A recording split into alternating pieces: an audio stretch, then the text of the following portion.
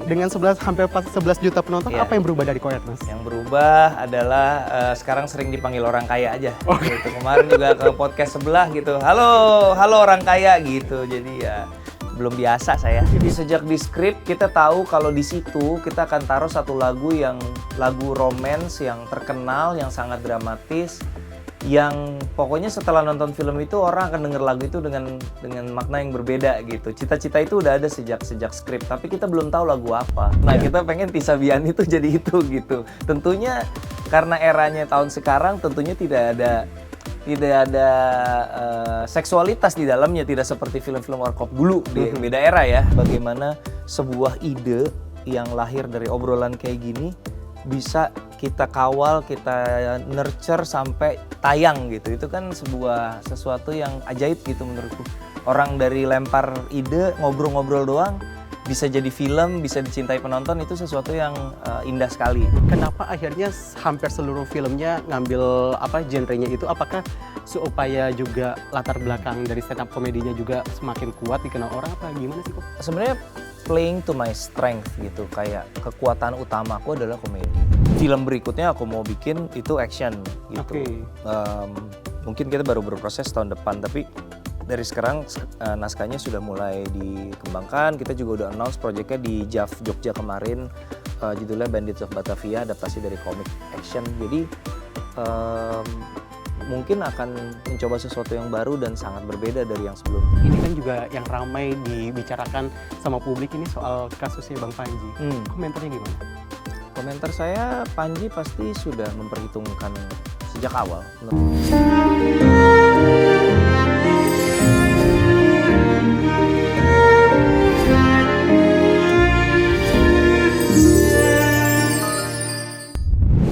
Halo Sobat iNews dimanapun Anda berada, senang sekali Deep Talk with Syam Hakung bisa menjumpai Anda di edisi perdana. Ngomongin soal apa sih yang mau diangkat sama Deep Talk di hari ini ataupun di kesempatan kali ini, kita bakal ngomongin soal film yang katanya terlaris sepanjang masa, yang penontonnya hampir 11 juta. Kita udah bareng sama salah satu produsernya, orang di balik layarnya, ada orang yang paling kaya, Koernes Prakasa.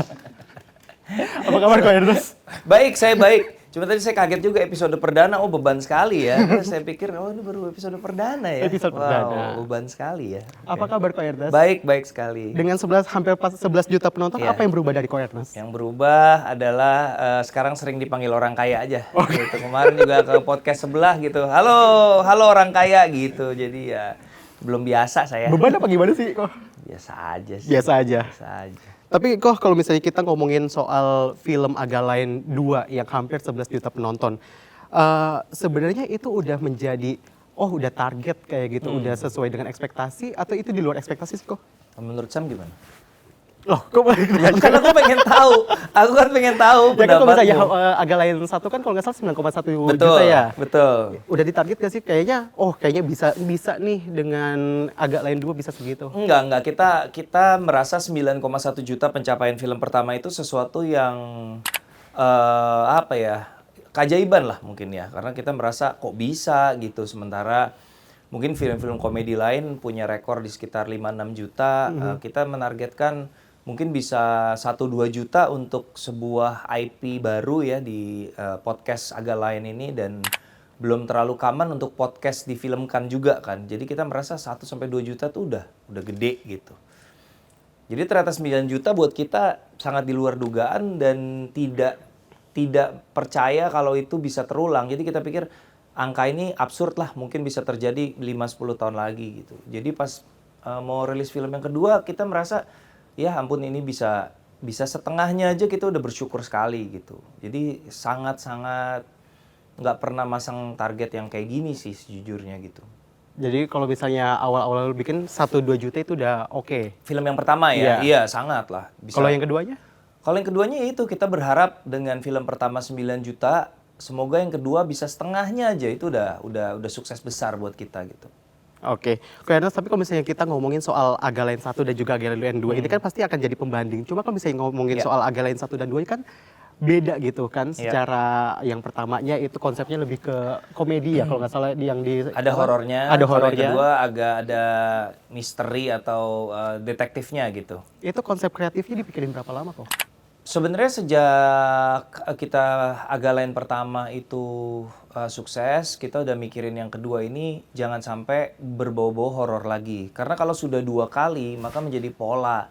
Maka ketiga kali orang kan berekspektasi hal yang sama. Justru film kedua ini krusial sekali untuk membangun polanya film Agak Lain itu seperti apa. Jadi kalau sampai yang kedua kita horor lagi, orang akan, oh berarti Agak Lain itu horor komedi. Maka yang ketiga orang akan berekspektasi ke sana.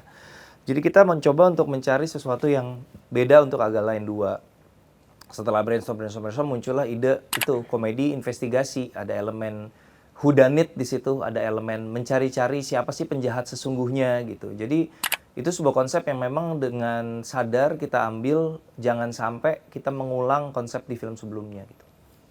Kalau ngomongin soal Agak Lain 2, set yang dipilih kan Panti Jompo. Yes. Kenapa milih untuk itu? Dan ide itu terciptanya gimana sih kok? Panti Jompo itu kebetulan aku memang pernah punya ide film soal Panti Jompo long time ago, tapi belum pernah terlaksana. Jadi pas kita sesi brainstorming, aku yang lempar ide gimana kalau penyelidikannya terjadinya di Panti Jompo, karena aku merasa di sana ada banyak potensi untuk memunculkan drama dan komedi gitu. Terus Aco merasa itu juga ide yang menarik, anak-anak Agak Lain juga suka, jadi akhirnya kita bawa ke arah sana gitu. Oke, kok tapi kalau misalnya yang jadi viral di sosial media kan ada lagu Lyodra Betul. yang pas adegan itu Iya. kan. Itu memang udah di skripnya kayak gitu, Oh, itu enggak, atau formalitas kayak gitu sih? Spontanitas gitu. Sejak di skrip kita tahu kalau di situ kita akan taruh satu lagu romance yang terkenal, yang sangat dramatis, yang pokoknya setelah nonton film itu orang akan denger lagu itu dengan makna yang berbeda gitu. Cita-cita itu udah ada sejak skrip, tapi kita belum tahu lagu apa. Jadi sempat nyoba berbagai lagu tuh, sempat nyoba Afgan, sempat nyoba Rosa, sempat nyoba segala macam. Kita nyari-nyari lagu sampai ketemulah si lagu Lyodra ini gitu, dan kita sama-sama merasa ini lagu yang paling pas untuk dijadikan mengenhance dramatisnya momen itu gitu. Kenapa akhirnya lagu Lyodra? Ya itu ketika kita duduk sama, tentunya kita punya music director slash composer ya yang bikinin musik buat film ini. Dia, aku, Aco, kita diskusi, kita bikin shortlist lah, kita dari lempar terus kita kerucutkan jadi beberapa lagu. Dari situ kita coba pasang satu-satu lagunya, kita pasang tuh kita bikin jadi klip, terus kita discuss di grup satu sama lain. Yang ini voting yang mana, lu voting lagu yang mana gitu. Akhirnya kita sepakat yang terbaik dan paling dramatis itu ya lagu itu. Oke, Ko Ernest, kalau ngomongin soal Agak Lain 2, scene yang juga jadi perbincangan kan yang soal jadi apa ya, ustadz kalau nggak salah ya? Iya. Atau itu. Iya. Itu juga memang sudah dipikirkan dari... Iya, itu udah ada dari skenario. Tentunya scene-scene seperti itu kan butuh sangat kehati-hatian ya, butuh kehati-hatian. Kebetulan sutradara kita jebolan pesantren juga, jadi dia juga sangat dia lebih paham jauh daripada saya pastinya gitu, karena saya bukan muslim. Jadi saya percayakan penuh merangkai scene ini sama Aco gitu, sebagai sutradara dan penulis. Sebagai seorang muslim juga, dia yang tahu bagaimana merangkai adegan tersebut gitu. Jadi kalau dia bilang aman ya saya percaya gitu. Kebetulan partner saya produser di Imaginary, Dipa juga muslim juga. Jadi kalau misalnya mereka merasa oke, ya mereka yang lebih paham gitu. Saya ngikut aja gitu. Tapi sebenarnya kalau misalnya kita ngomongin soal Agak Lain 2 dengan kesuksesannya kayak gitu kan. Sebenarnya apa sih poin yang mau disampaikan lewat si film Agak Lain 2 ini kok? Sebenarnya sih kita sih nggak pernah punya cita-cita yang terlalu muluk-muluk ya. Kita cuma pengen bikin orang ketawa, itu aja. Dari film pertama juga, film Agak Lain itu adalah film yang kita bikin dengan kecintaan kita terhadap komedi. Stand up comedian itu kan kebahagiaan terbesarnya bikin orang ketawa di panggung kan. Itu bagian paling membahagiakan dari profesi kita. Naik ke panggung, bikin orang ketawa. Itu yang paling menyenangkan gitu. Jadi itu kita bawa ke layar lebar. Tentunya ketika penonton ketawa ya kita mendapatkan kebahagiaan yang mirip-mirip lah kayak kita lagi stand up di panggung gitu. Ya sebenarnya cita-cita sesimpel itu. Kita pengen menghibur orang Indonesia, pengen orang 2 jam sejenak melupakan masalah di dunia nyata, ketawa dulu di bioskop, semoga keluar moodnya sedikit membaik, lebih siap menghadapi masalah-masalah di luaran sana gitu. Nah, Agalen 2 kan udah sukses, hampir 11 juta penonton kok. Agalen 3 bakal ada? Agalen 3, pokoknya Agalen itu selama kita masih suka bikinnya, penonton masih suka nontonnya, ya kita terusin aja gitu. Jadi kita nggak ada alasan untuk berhenti, karena kita toh dari awal udah mikir setiap film adalah cerita baru. Nanti kita yang ketiga kita bikin lagi cerita baru lagi. Jadi apakah akan ada? Tentu kita berencana untuk bikin. Kalau misalnya nanti penontonnya mulai bosan atau sebaliknya kitanya sendiri yang mulai bosan, ya mungkin kita berhenti gitu. Oke, untuk di Agalen 1 dan 2 kan pemainnya sama ya kok ya, kurang lebih yang utamanya. Mereka berempat aja sih plus Tisa yang sama, Tisa Biani. Iya. Di luar itu memang kita memang berencana untuk ya kan konsep setiap film beda cerita dengan karakter yang sama ini kan kita terinspirasi dari Warkop kan. Warkop setiap film mereka bikin cerita baru dengan karakter yang sama, tapi tidak sequel, tidak spin-off gitu. Jadi karena kita terinspirasi dari situ, kita juga mau bikin semacam tribute untuk Warkop. Kan Warkop ada Warkop Girls-nya tuh. Eva Arnas terus. Nah kita pengen Tisa Biani tuh jadi itu gitu. Tentunya karena eranya tahun sekarang tentunya tidak ada seksualitas di dalamnya. Tidak seperti film-film Warkop dulu, di beda era ya gitu. Jadi tapi sebagai sosok aktor perempuan yang lucu dan jago komedi, jago drama dan selalu mendampingi abang-abang berempat itu, kita sih happy banget punya Tisa Biani. Jadi di luar itu kita konsepnya memang sisanya selalu kita rotasi. Kita kasih kesempatan buat teman-teman yang lain juga menjadi bagian dari keluarga besar Agalain gitu. Berarti kalau 5 pemeran utamanya ini akan lanjut di Agalen 3? Iya, yang udah 100% kan yang 4. Iya. Tisa ya mungkin ikut lagi kalau dia masih mau, kita sih happy-happy aja ada Tisa. Nah yang lainnya pasti kita akan berusaha untuk refresh sih. Kita akan, bahkan komedian-komediannya pun, yang film pertama kan ada Ari Kriting, Mamat, Pras Teguh. Di yang kedua juga kita ganti, ada Boas Sartika, Priska Barusegu. Jadi kita memang pengen rolling sih. Emang pengen rolling kayak Iya. gitu. Cuma kalau misalnya kita ngomongin soal kesuksesan Agalen 2, pasti kan orang semisal ada Agalen 3 gitu kok, pasti kan akan ekspektasi lebih besar lagi. Sebenarnya sama aja sih ketika kita mau bikin Agalain 2 juga kita merasakan beban itu kan. Kayak 9 juta kurang beban apa gitu. Tapi akhirnya fokus kita kan kita mentwist ekspektasi atau beban atau pressure itu kita twist jadi sesuatu yang sebenarnya positif. Jadi membuat kita nggak males gitu. Membuat kita mempersiapkan segala sesuatunya dengan sangat serius. Karena bebannya berat, pertaruhannya besar, ekspektasi orang tinggi. Dan kita hanya bisa menjawab itu dengan satu cara, dengan menghasilkan karya yang bisa memenuhi ekspektasi orang yang, which is setelah 2 film ekspektasi semakin naik lagi, jadi susah. Tapi ya we'll try our best lah gitu. Oke, Ko Ernest tadi nyinggung soal karya, tapi kalau misalnya ngomongin soal karya, Ko Ernest kan bisa dibilang sutradara, produser, main juga. Tapi dari ketiga itu yang ngebuat Ko Ernest kayak, oh ini gue banget nih. Itu yang mana kok? Produser sama sutradara sih sebenarnya sama-sama menyenangkan. Ini di luar aspek finansial ya. Yes. Kalau dari segi pekerjaan. Kalau dari pekerjaan, penulis dan sutradara sama produser itu sangat berbeda. Tapi dua-duanya tuh punya sisi kesenangannya yang sangat berbeda juga. Menjadi produser tuh seneng banget ngelihat bagaimana sebuah ide yang lahir dari obrolan kayak gini bisa kita kawal, kita nurture sampai tayang gitu. Itu kan sesuatu yang ajaib gitu menurutku. Orang dari lempar ide, ngobrol-ngobrol doang, bisa jadi film, bisa dicintai penonton, itu sesuatu yang indah sekali. Itu dari sisi produser. Tapi kalau dari sisi sutradara, kerinduan untuk menulis cerita sendiri, kemudian mengarahkan pemain sesuai dengan konsep yang kita mau, bikin dunia kita sendiri, itu juga sesuatu yang menarik dan itu tidak terpenuhi ketika menjadi produser. Jadi sih pengennya sih dua-duanya bisa berjalan gitu. Nah, Ko Ernest kan dikenal sebagai orang yang punya idealisme tinggi kayak gitu. Saat jadi produser, tadi kan sempat disinggung nggak bisa memenuhi, kalau misalnya jadi produser tuh nggak bisa, yang gue mau tuh nggak bisa keluar kayak gitu kan. Itu gimana caranya kok? Kalau Imaginary pengennya konsepnya, kalau kita kerjasama sama satu sutradara, kalau kita udah memilih sutradara tersebut, berarti kita harus percaya sama yang bersangkutan gitu. Tidak selalu semua keputusannya terbukti ternyata berhasil secara komersial, belum tentu juga gitu. Film-film kita juga ada yang tidak berhasil secara komersial. Tapi buat kita, ketika kita bekerja dengan seorang sutradara, itu berarti kita harus percaya penuh sama beliau. Kenapa? Karena kalau enggak, Kalau misalnya aku sebagai produser yang juga latar belakangnya sutradara nih, kerjasama sama sutradara barulah katakan. Terus aku yang nggak gitu, gini loh, jangan begitu, udah lu ikutin gua aja lah misalnya gitu.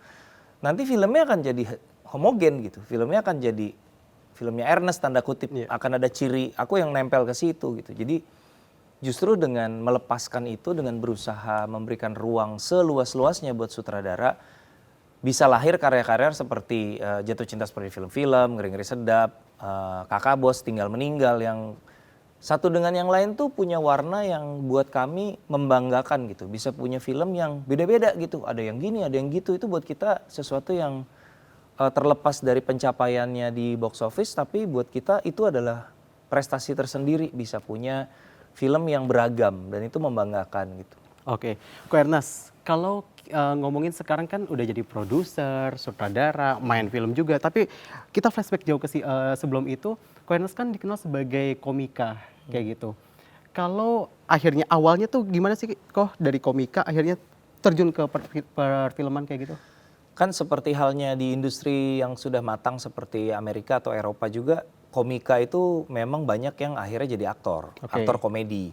Di Indonesia juga begitu, ketika komedian-komedian panggung ini namanya mulai dikenal, maka step berikutnya adalah televisi dan film gitu. Itu yang terjadi sama aku juga, mulai main film sebagai aktor, kemudian aku nulis buku, judulnya Ngenes, buku komedi. Nah bukunya itu diadaptasi ke layar lebar dan ketika diadaptasi aku ditawarin jadi sutradaranya. Jadi dari situ shifting dari aktor jadi sutradara gitu 2015, awalnya dari situ.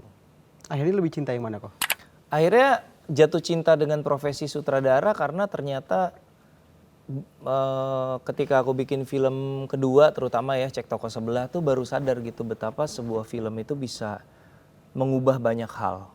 Ternyata film drama komedi itu bukan cuma bikin ketawa atau haru tapi bisa mengubah perspektif orang tentang kehidupan, mengubah perspektif orang tentang sikap satu sama lain dalam anggota keluarga.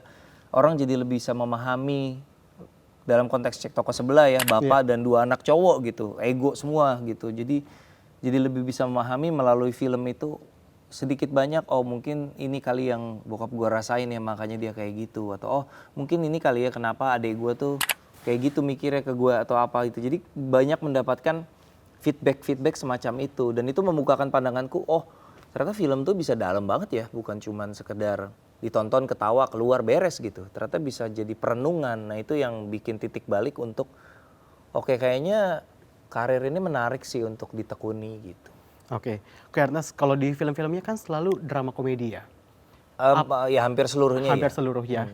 Kenapa akhirnya hampir seluruh filmnya ngambil genrenya itu? Apakah supaya juga latar belakang dari stand up komedinya juga semakin kuat dikenal orang apa gimana sih kok? Sebenarnya playing to my strength gitu, kayak kekuatan utamaku adalah komedi. Sebelum aku bikin film aku komedian, maka kekuatan utamaku adalah komedi. Maka ketika aku bikin film, aku pengen si kekuatan utama ini tidak sia-sia. Itulah kenapa komedi. Tapi tidak serta-merta harus mematok harus selalu komedi. Buktinya film berikutnya aku mau bikin itu action gitu. Mungkin kita baru berproses tahun depan, tapi dari sekarang naskahnya sudah mulai dikembangkan. Kita juga udah announce proyeknya di JAF Jogja kemarin, judulnya Bandits of Batavia, adaptasi dari komik action. Jadi mungkin akan mencoba sesuatu yang baru dan sangat berbeda dari yang sebelumnya. Oke, Ko Ernest, kalau tadi kita masih ngomongin soal komedi, ini kan juga yang ramai dibicarakan sama publik ini soal kasusnya Bang Panji. Komentarnya gimana? Komentar saya, Panji pasti sudah memperhitungkan sejak awal menurut saya ketika show-nya ini mau dilepas ke publik. Karena biasanya kan stand up kita itu kalau materinya kontroversial itu kita hanya simpan buat event aja. Kita nggak lepas ke publik gitu. Ditaruh di Netflix kan berarti dilepas ke publik ya. Jadi aku sih yakin Panji sudah memperhitungkan resiko-resikonya dan dia memutuskan kalau it's worth the risk ya berarti dia siap menghadapi semuanya. Kalau menurutku sih ya pasti dia nggak kayaknya sih dia nggak kaget ya dengan ini. Kayak dia udah nebak ini bakal rame kayaknya gitu. Dia udah siap lah aku rasa. Udah siap ya? Kayaknya sih udah siap. Oke, Ko Ernest, tapi kalau misalnya dengan adanya kasus yang dialami Bang Panji sekarang kayak gitu, menurut Ko Ernest sebagai komika senior lah bisa dikatakan kayak gitu. Anak-anak komika jadi takut gak sih untuk menyuarakan yang sebenarnya kayak gitu? Menurutku itu kan pilihan ya. Artinya kalau memang siap dengan misalnya Panji harus dipanggil polisi, harus jadi rame, jadi kontroversial. Kalau siap dengan semua risiko itu ya silakan gitu. Karena udah lihat kan udah ada contohnya nih kalau misalnya bikin materi yang sekontroversial itu dilepas ke publik, ini yang bisa terjadi. Jadi kalau memang siap dengan ini ya silakan gitu. Aku sih selalu merasa dari dulu jauh sebelum kasus Mens Rea, kita selalu kalau kita share ke anak-anak stand up yang lebih baru gitu, kita selalu bilang feel free mau ngomong apa aja terserah, tapi tanggung jawab sama konsekuensinya gitu. Jadi ya konsekuensi itu bisa berarti konsekuensi digeruduk netizen, bisa konsekuensi hukum, apapun gitu. Jadi ya kita selalu mengajarkan atau ngingetin stand up tuh bisa apa aja, tapi ya pikirin gitu, ini konsekuensinya kira-kira apa ya gitu. Terlebih kan kalau misalnya Bang Panji sendiri ada dua ya, yang di Toraja sama yang Mens Rea ya. Oh kalau yang Toraja sih jauh lah, itu kan udah lama ya kasus lama itu. Tapi kan masih terus berkembang kayak gitu informasi-informasinya. Ada dia harus ngapain gitu Bang. Iya. Jadi kalau misalnya untuk anak-anak stand up comedy sebenarnya udah dikasih kebebasan, tapi balik lagi harus tanggung jawab. Iya, siap menanggung resiko sama apa yang diucap aja sebenarnya. Kak Ertas, kalau misalnya ngomongin soal stand up comedy yang ada di saat ini atau generasi saat ini, netizen kan makin banyak ya, ataupun jadi buah bibir netizen kayak gitu. Ada gak sih pesan-pesan khusus gitu selain yang tadi diomongin untuk stand up comedy, baik itu yang udah punya nama atau yang baru mau muncul kayak gitu? Pada dasarnya menurutku seniman itu punya tanggung jawab moral untuk menyuarakan kebenaran. Komedian terutama sejak zaman dulu, dari zaman Yunani kuno bahkan, teater komedi itu adalah alat buat mengkritik penguasa lewat monolog, lewat parodi, teater gitu ya. Menyindir gitu, satir gitu. Jadi menurut saya tanggung jawab komedian, seniman komedi terutama, salah satunya memang tanggung jawabnya itu. Tapi paham juga kalau tidak semua orang mau memilih jalur itu, jadi ya nggak apa-apa. Tapi aku sih pengennya tetap punya kesadaran bahwa seniman komedi itu punya loh tanggung jawab itu gitu. Kita udah lihat dicontohkan kok sama senior-senior kita dari Warkop, Bagito, semuanya rajin mengkritik sama sesuatu yang menurut mereka tidak baik gitu. Jadi ya harus kita terusin gitu. Harus diterusin? Harus dong. Oke. Caranya dipilih. Kalau Panji kan caranya udah rata kanan tuh, gaspol kan. Caranya kan macem-macem. Caranya bisa yang berbeda-beda. Caranya bisa beda-beda. Oke. Kak Ertas, tapi kalau misalnya ngomongin sekarang lebih sibuk di film kayak gitu daripada stand up comedy. Masih suka stand up comedy juga gak sih? Masih bukan masih suka ya, maksudnya masih ingin, tapi kadang-kadang kalau kita lagi ada event internal aku stand up tipis-tipis, tapi membuat materi stand up kayak Panji lakukan di Mens Rea itu kan butuh komitmen dan waktu yang luar biasa ya. Aku sementara ini waktunya fokusnya di film dan di H-Corp artis manajemenku, jadi belum ada waktu lagi sih untuk benar-benar nulis materi, manggung sejam lebih gitu, belum sempat gitu.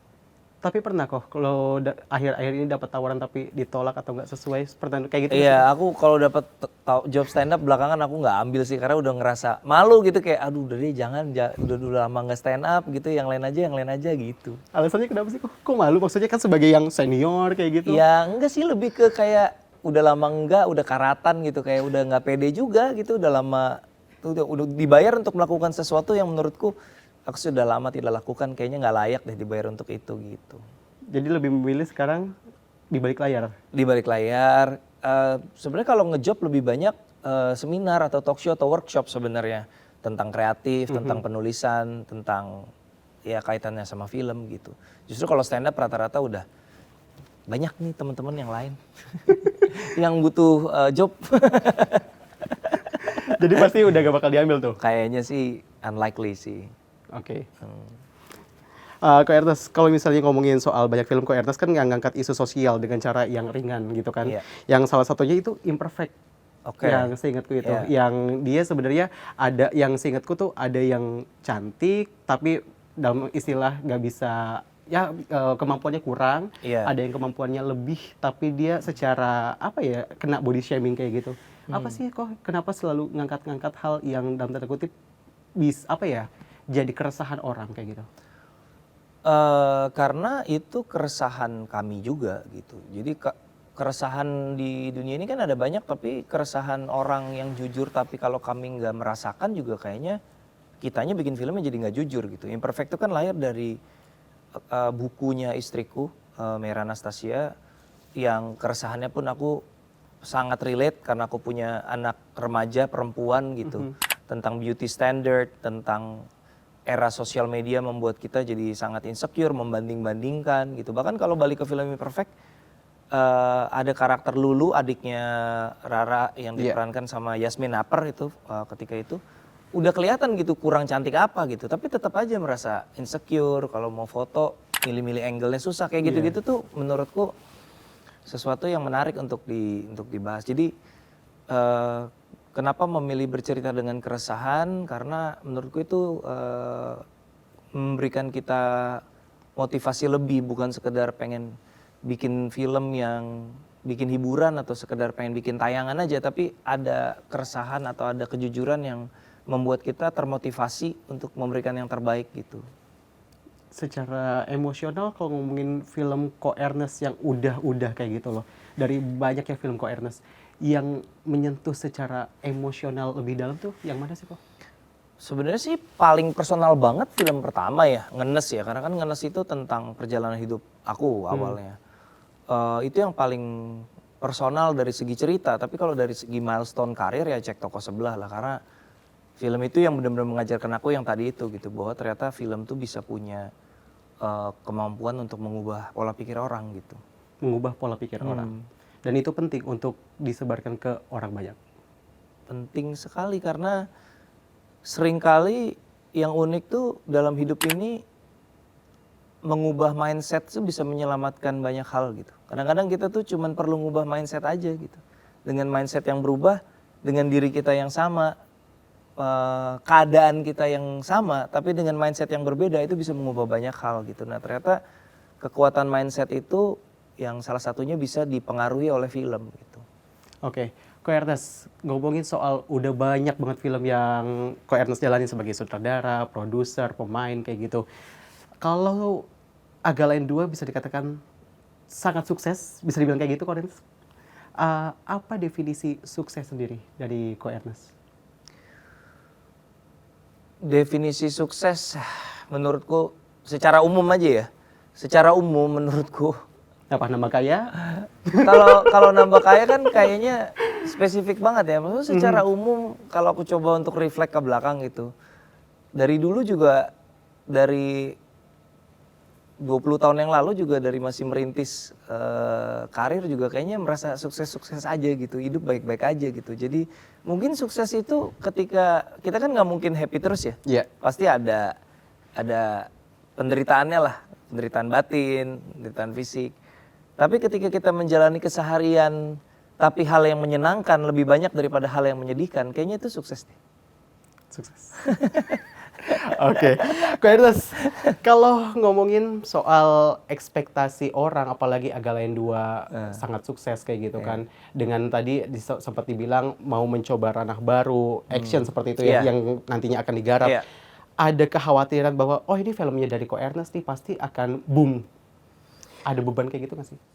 Untungnya sih kali ini action ya, jadi justru mungkin bukan ekspektasi, wah ini filmnya Ernest nih pasti box office, enggak, justru sebaliknya aku merasanya kayak emang Ernest bisa bikin action, lebih ke situ, lebih ke kayaknya orang bakal ragu deh gitu, tapi ya it's all good, maksudnya semua ini sama seperti bagaimana kita merasa tekanan untuk Agak Lain 2 membuat kita semakin tekun untuk memberikan yang terbaik. Sama kayak aku ngerasa mau bikin action nih pasti orang, hah Ernest bikin action, biasanya kan bikin komedi gitu, pasti ada keraguan, pasti ada rasa emang dia bisa gitu, dan wajar gitu, dan itu aku berusaha mengolah perasaan itu menjadi sesuatu yang akhirnya dimanifestasikannya dalam bentuk ketekunan gitu. Oh berarti aku harus persiapan lebih serius, berarti aku harus nulis lebih bagus lagi, berarti aku harus bekerja sama dengan orang-orang terbaik untuk mewujudkan ini kayak gitu. Oke. Kalau misalnya nggak pernah megang action, kenapa berani-beraninya kok? Karena aku suka banget nonton action ya, maksudnya dari dulu nonton film action tuh kan sesuatu yang bagian dari banyak kenangannya juga. Jadi kayak aku inget dulu di televisi, di RCTI awal-awal tuh suka ada film kungfu malam-malam. Oh, Jadi iya. aku punya kenangan masa kecil tuh karena filmnya malam banget, sekitar jam 10 baru mulai film kungfu itu. Jadi aku tuh kadang waktu SD jam 8 tidur tapi udah janjian sama papa, "Pa nanti kalau film kungfu bangunin ya." Jadi ada kenangan masa kecil tuh dibangunin terus keluar ngantuk-ngantuk nonton film kungfu itu salah satu core memory lah ya gitu. Jadi aku merasa film action, terutama action martial art ya, itu punya bagian yang sangat penting dalam hidupku gitu. So far untuk syutingnya kapan kok? Apa Oh masih belum. persiapan? Sekarang masih persiapan. Sejauh mana persiapannya? Sejauh ini rencananya tahun depan mau mulai syuting. Tapi saat ini 2026 kita masih fokus di pengembangan skenario. Akan kolaborasi dengan banyak pihak? Wah belum bisa di-spill ya. Belum bisa di-spill. Belum bisa di-spill. Belum. Mungkin kalau misalnya ntar udah bisa di-spill, Kita main kesini lagi, ya. siap. Oke. Ko Ernest, tapi kalau misalnya kita ngomongin soal gimana ngejaga semangat dari kreativitas yang banyak juga ekspektasi publik kayak gitu. Apalagi tadi kan disebutin ada film action, tapi juga ada orang yang bakal nungguin juga Agalayan 3 kayak gitu. Ya sebenarnya menjaga semangat adalah tetap melakukan sesuatu yang menyenangkan kan. Kita semangat karena yang kita kerjakan itu menyenangkan. Itulah kenapa Imaginary mengerjakan film-film yang menurut kita menyenangkan, bukan yang menurut kita laku. Karena kalau laku belum tentu gitu. Tapi menyenangkan belum tentu laku. Tapi udah pasti seneng gitu. Kayak yang penting menyenangkan, yang penting kita ngerjainnya semangat. Sehingga kalau kita semangat dan happy, kreativitasnya akan lancar gitu. Tapi kalau stres, ya susah untuk jadi kreatif gitu. Tapi pernah stres kok untuk nginin film? Ya pasti sering lah. Film kan sesuatu yang sangat stressful, prosesnya panjang, biayanya besar, bebannya besar. Apalagi pernah juga ada film-film kita yang secara komersial juga nggak berhasil. Jadi ya itu udah bagian dari menjadi produser aja sih jadinya. Stres kayak Kalau gitu. Agalayan 2, stresnya? Tingkatnya kalau 1 sampai 10? Stresnya Agalayan 2 itu paling besar. Mungkin aku bisa bilang stresnya ada di 8 ketika kita ada di fase skenario. Karena ekspektasi itu membuat kita mau nulis cerita apa nih sekarang gitu. Itu stressful banget. Tapi ketika skenarionya jadi dan kita pede itu udah happy aja. Udah kerja syuting tuh menyenangkan. Karena kita udah yakin kalau skrip ini bagus gitu. Tapi ketika kita bikin skrip itu cukup stressful. Karena beban dari skrip yang pertama gitu. Itu dikumpulin dulu, itu kan saya sempat baca-baca gitu Iya. loh. Itu ada brainstorm dulu ke luar negeri gitu kan. Kita sempat ke Singapura 3 hari untuk brainstorming ya. Semuanya berarti itu. Iya, Agalayan berempat, aku, Aco, Dipa bertujuh. Kesana baru pas Iya. pulang lagi itu langsung ngumpul langsung brainstorm apa Jadi gimana? tujuannya kita ke Singapura itu kita mau ngelok premisnya. Jadi kita gimana kalau premisnya soal ini.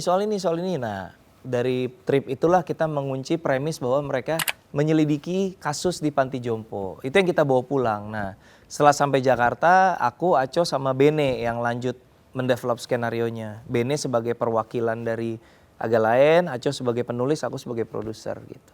Oke. Specifically untuk di Agalayan 3 udah ada gambaran Jujur atau mau belum. brainstorming lagi Jujur keluar belum, dulu? jujur belum, baru aja lewat kan dan masih tahun depan juga. Jadi Aconya terutama Aconya karena dia harus nulis ya, biar aja ya? refreshing dulu lah gitu. Dia liburan, dia mengerjakan project film, ada film lain juga yang dia lagi garap saat ini bersama MD Pictures. Ya biar dia refresh dulu dari Agalayan biar nggak terlalu Agalayan gitu. Nanti ketika udah fresh baru kita ngomongin Agalayan lagi gitu. Karena udah cukup balik modal ya kok ya? Kalau ngomongin Ya bukan balik modal lagi sih itu mah. udah lumayan banget ya? Udah banyak banget lah. Tapi so far Udah kalau banyak misalnya untuk Agalayan 2 tuh sekarang masih tayang di beberapa Saat news. kita melakukan rekaman ini masih tayang. Kemarin ketika weekend penontonnya masih sehari masih 2.000-an penonton, masih lumayan banyak. Oke. Untuk update-nya berapa sih kok terakhir? Angka persisnya aku lupa, tapi kalau nggak salah sekitar per hari ini ya sekitar 10.950 kalau nggak salah. Lupa persisnya. Berarti kalau misalnya 10.950 ya. katakanlah 10.950 berarti kurang 50.000 lagi. 50.000 tapi per harinya 1.000 kan sampai 2.000 kalau per hari 1.000 aja butuh 50 hari ya. Jadi ya sampai nggak nyampe udah happy sih biar. Kalau 11 juta syukur, enggak juga udah jauh dari senang saat ini, udah happy banget. Tapi ada ini gak sih kok waktu pas awal-awal bikin Agalayan 2 semacam apa ya? Kalau kita tuh nyebutnya kayak nazar kayak gitu-gitu. Kalau misalnya ini tercapai kita mau ngapain? Ada Biasanya kayak gitu-gitu? nazarnya terjadi setelah filmnya terlihat mulai bergerak. Jadi ketika filmnya mulai laku tuh, oh ternyata jalan nih filmnya, banyak yang nonton. Baru tuh mulai oke, ini harus bikin nazar nih. Makanya kemarin ada nazar pakai kostum hantu di Bundaran HI. Ada nazar kita harus mengabdi sehari di panti, kembali ke panti terus pakai kostum pegawai panti. Terus mereka ngurusin si oma-opa itu gitu. Terus ada nazar 3 kota dengan penonton terbanyak kita datengin pakai kostum kayak gitu-gitu. Pasti anak-anak itu seneng sih, kayak seneng ngasih fan service lah ke penggemarnya. Jadi kita selalu mikirin sih kayak gitu-gitu gitu. Oke. Kok Ernest tadi sempat diomongin nazar untuk ke panti, itu udah dilakukan atau Udah, masih? udah Itu kemana dilakukan kok di jadinya? sosmed kita, udah di post. Apa? Di mana itu? Di spesifik? panti tempat kita syuting. Oh, jadinya di situ. Iya, di panti Oke. tempat kita syuting. Kok Ernest, Gitu. tapi kalau misalnya kita ngomongin soal film, Kok Ernest yang berkecimpung udah lumayan banyak lah ya filmnya. Apa sih yang Kok Ernest harapin gitu dari perfilman Indonesia? Ya, aku harapkan dari perfilman Indonesia yang paling mendasar adalah kesejahteraan kru dan pemain. Kenyamanan bekerja, jam kerja, itu salah satu hal yang paling krusial untuk saat ini. Aku pengen Imaginary bisa juga jadi bagian dari gerakan untuk memperbaiki itu gitu. Tentu bukan kita doang yang mikir kayak gitu ya, ada teman-teman lain yang juga concern bahwa yuk kita pelan-pelan sudahilah syuting film dari pagi ketemu pagi ini, itu udah it's a thing of the past gitu. Sekarang kita perbaiki pelan-pelan gitu. Itu yang jadi concern utama kita sih itu. Ya kita we do what we can. Misalnya kita bikin hari syutingnya lebih banyak sehingga pulangnya nggak nyubu-nyubu. Kita siapin makanan yang lebih proper, misalnya catering yang lebih menyenangkan buat teman-teman. Jadi hal-hal kayak gitu sebenarnya kesejahteraan kru dan pemain itu menurutku salah satu yang sekarang jadi main concern kita gitu. Gimana cara kita bisa terlibat aktif untuk memperbaiki hal itu bersama teman-teman yang lain gitu. Itu kan harapan dari Kok Ernest, tapi kalau misalnya dari Imaginary sendiri sudah melakukan itu? Sama sih, sevisi, iya. Iya sama, makanya kan itu harapan aku dan Dipa diterjemahkan lewat apa yang dilakukan oleh Imaginary ketika kita sedang berproduksi gitu. Pasti kita tiap hari itu ngitung jam. Ketika kita break gitu, misalnya malam ini kita selesai nih rap jam 10 misalnya gitu. Itu kita udah punya rumus kayak berarti besok paginya tuh harus 8 sampai 10 jam minimal tuh kosong. 8 jam tuh udah mepet banget tuh. Jadi kalau jam 10 berarti baru boleh di calling besoknya jam 6 gitu. Jadi nggak ada tuh rap jam 12, jam 4 udah harus standby gitu. Takutnya pada sakit, pada bertumbangan gitu. Jadi itu hal-hal kecil yang kita berusaha lakukan secara konsisten lah gitu. Oke, Kok Ernest, tapi kalau misalnya untuk orang-orang yang bisa dibilang belum berkecimpung di dunia film, pengen ke dunia film, apa yang bisa Kok Ernest sampaikan? Ya menurutku gini, kadang-kadang orang itu kalau dari yang aku lihat dari konten-konten ya aspiring filmmakers itu banyak yang sangat mendewakan networking. Kayak kesannya tuh dia mah bisa karena kenal aja, dia mah bisa karena kebetulan deket aja. Menurutku enggak sih. Maksudnya memang kalau networking pasti akan membantu. Tapi ujung-ujungnya kan karyanya ya, skillnya gitu. Jadi nggak punya network pun membangun networking itu bagus. Tapi jangan lupakan juga karyanya harus juga punya karya yang ketika ibaratnya ketika ketemu kenal dengan produser, kenal dengan PH gitu. Udah networknya udah dapet nih. Karyanya pas dilihat, oh gitu doang gitu ibaratnya ya. Jadi harus dua-duanya tuh sama pentingnya, bukan cuman network aja, tapi juga portfolio kita, karya kita yang kita banggakan itu juga krusial sekali gitu. Jadi jangan berkecil hati karena semata-mata aku nggak punya network ya. Network sambil dicari tapi karyanya harus solid dulu menurutku gitu. Jadi ketika network itu terbangun atau terkoneksi, sudah ada yang bisa dikasih lihat nih ini. Aku waktu itu pernah bikin ini gitu kan, pas dilihat, wih keren ya gitu. Percuma soalnya udah kenal pun, coba mana lihat yang lo bikin. Oh iya oke, ya thank you ya dadah gitu. Percuma juga gitu. Secara hasil dan juga koneksi penting. Koneksi penting tapi kadang-kadang yang dilupakan adalah bukan cuma koneksi tapi karyanya juga penting gitu. Sama pentingnya menurutku gitu. Oke, Kok Ernest, kita masuk ke, aku mau ngasih kuis ke Kok Ernest. Oke. Jawab cepat. Hadiah berarti ini ya. Hadiah. Langsung ditagih hadiah kalau kuis. Saham MNC Group lumayan. Lumayan sama MNC Group. Bukan saya ngomong ya, berarti bukan nggak ada hadiah. Ernest, kalau disuruh pilih stand up atau film? Saat ini film. Sutradara atau produser? Nggak bisa dipilih, harus dijalani dua-duanya. Cuman kalau harus memilih untuk jadi seumur hidup cuman boleh pilih satu, aku akan pilih sutradara. Proyek idealis atau proyek cuan? Kita selalu mementingkan idealisme dulu, dipikirin komersilnya kedua. Oke. Komedi aman atau komedi beresiko? Kalau film aman, karena film itu sebuah hiburan yang dikonsumsi massal. Jadi kalau beresiko kemudian kontroversi, filmnya diturunin, akhirnya capek-capek bikin sia-sia gitu. Jadi aman. Tapi kemarin menurutku di Agalen 2 itu beresiko tinggi sekali. Yang pas mana tuh kok? Ya tahu sendiri lah. Yang mana tuh? Ya banyak sebenarnya, ada beberapa komedi yang beresiko jadi keributan, cuman mungkin karena di luar banyak keributan lain ya, jadi ya udahlah. Oke, next. Di depan layar atau di balik? Oh itu mah udah diputuskan jauh-jauh hari lah, udah di depan layar aku udah nggak lagi sekarang, udah tidak bisa membagi konsentrasinya, susah, fokus di balik layar aja. Oke. Satu kata untuk perjalanan karir seorang Ko Ernest Prakasa. Bersyukur. Next, Ernest Prakasa tanpa komedi. Mati. Ko Ernest Prakasa, thank you so much udah hadir di terima Deep kasih, Talk Syam. with Chef Thank Hakung. you. Anyway, aku mau Iya. ucapin selamat ulang tahun. Iya. Walaupun udah lewat beberapa Iya, waktu iya, lalu, iya. aku udah hadiah sebentar. Aku Wah, mau ngambil dulu. Saham MNC Group. Bukan dong. Ko Ernest, ini ada Terima kasih. cinta mata. Kalau mau dibuka, boleh dibuka Oke, dulu. dibuka ya. Boleh. Silakan. Bebas aja ngomong. Bebas. Kita bukan lagi konten unboxing. Apa nih? Brand apa ini? Dari Casual. Oke, sponsor. Ya, bisa.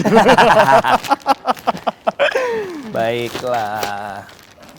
Wih, mirip. Hopefully Mirip muat ya? Sama ya? Enggak, beda. Beda warna? Beda. Terima Semoga kasih. suka ya, Kayak Pak ini ya, Ernest. kayak pemain bola baru ditransfer gitu kan kayak. Nomor punggung. Nggak ada tapi. Nggak ada nomor punggungnya. Semoga Oke. suka, semoga dipakai. Terima kasih banyak. Thank you sekali lagi Ko Ernest Sama-sama. sudah jadi tamu perdana kita di Terima Deep Talk kasih with kehormatannya. Chef Hakung. Thank you. Thank you. Itu tadi perbincangan kita di Deep Talk with Chef Hakung edisi perdana. Sampai jumpa di lain kesempatan Sobat iJoss. Sampai jumpa.